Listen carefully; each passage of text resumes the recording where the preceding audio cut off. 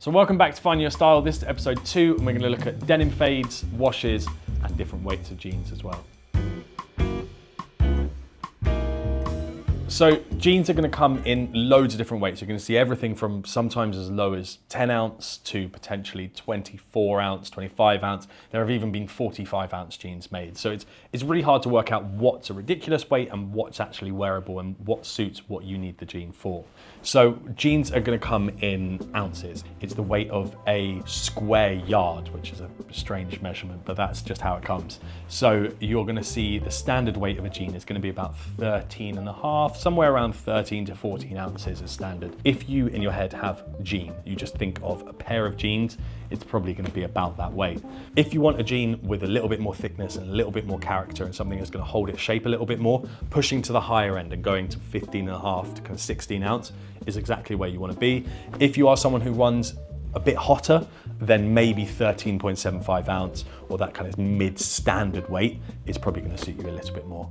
So I have here my go-to jean. If someone comes into the shop and they're just like, I want a jean, I want a great jean that feels fantastic and fits really nicely, we've got this. It's the Full Count 1101 XX. So this here is a nice middle. The 1101 is, I would say, kind of a regular straight. It's a really standard jean. It's got a standard rise and it's simple. It's very, very easy to wear. So this would be the higher end of that kind of mid-weight. So XX can be a little bit confusing. XX just means premium fabric. Levi's used it for years just to say that it is a premium fabric. So it would say 501 XX. Full Count do it a little bit differently. They use it to differentiate between standard weight and heavyweight. So their standard weight stuff, if it doesn't say XX next to it, is 13.75 ounces. If it says XX is 15.5. 15.5 by no means is super heavyweight, but it will sit a little bit stiffer and it will fade a little bit slower as well. So there are some things to consider, not just the actual weight of it. So heavyweight jeans is something you're going to see a lot. As I said before, I think for me, heavyweight is anything over about 17 ounces. 20 ounce is quite common, it's what you're gonna see. A lot of the Oni stuff and the Secret denim is 20 ounce, but some brands do go up to 24, 25 ounce, and I've seen brands do 40 plus ounce just for a bit of a gimmick. There are two different schools of Japanese denim. There's the heritage stuff, which is the lighter stuff. It's usually gonna be wider cuts and kind of traditional, based on Levi's a lot of the time, traditional cuts.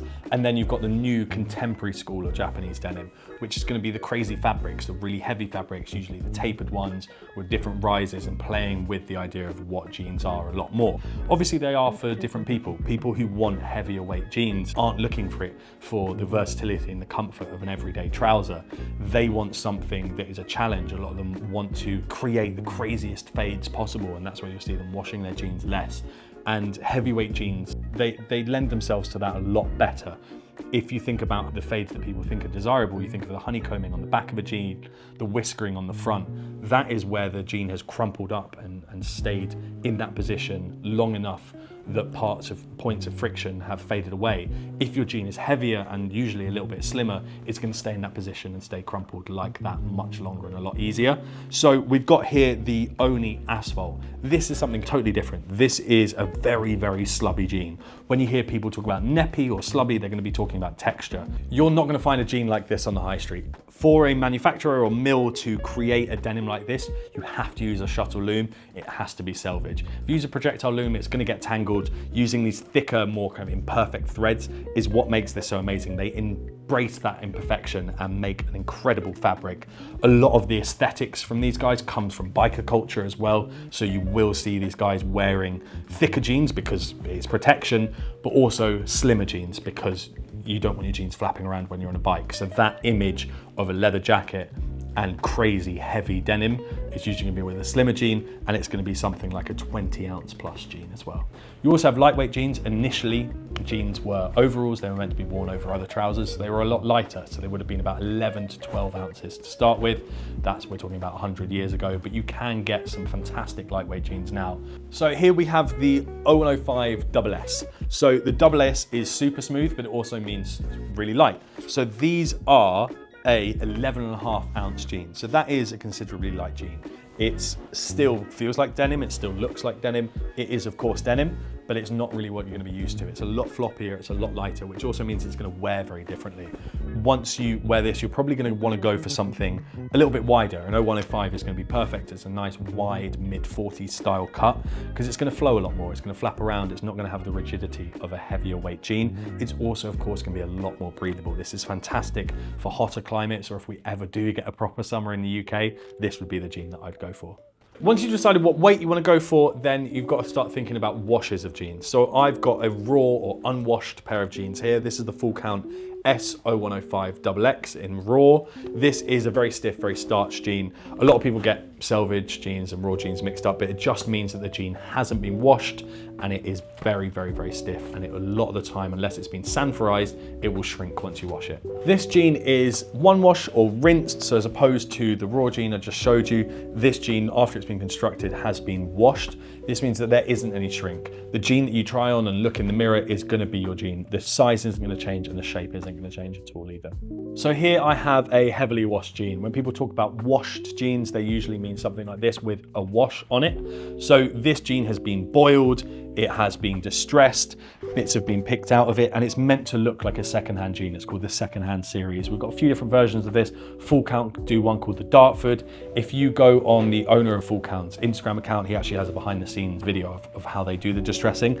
High street manufacturer would just use lasers or do stone washing, whereas this is all done by hand. There's a lot more control and it can be a lot more of an authentic looking wash as well.